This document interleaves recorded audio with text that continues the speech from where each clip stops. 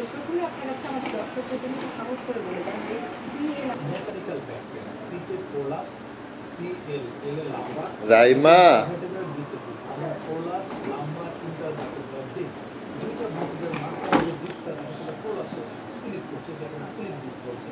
এটা হচ্ছে PL বা ইন্টারভার্টেব্রাল ডিস্ক অথবা মেকানিক্যাল ব্যাক পেন। এখানে আমরা একটা ছবি দেখতে পাচ্ছি, যেটা আমি অপারেশনটা দেখছি L4 এবং 5 এ একটা জয়েন্ট করতে তার মাংস বের হয়ে গেছে। এটাকে আমরা স্প্লিট ডিস্ক বা পোলাস লাম্বার ইন্টারভার্টেব্রাল ডিস্ক বা PL বলছি। এটা হচ্ছে মেকানিক্যাল ব্যাক পেন।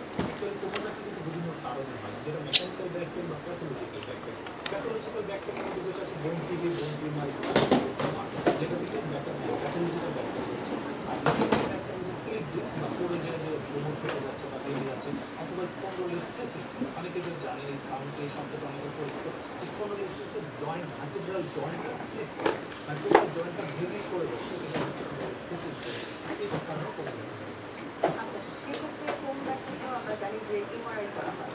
এমআরআই করতে কিন্তু অনেক সময় ভয় পায়। একটা ভয় পায় যে এমআরআই তো অনেক খরচ, এবং আরেকটা ভয় পায় যে এমআরআই অনেকক্ষণ সময় লাগে অ্যাকুরেশনের মধ্যে।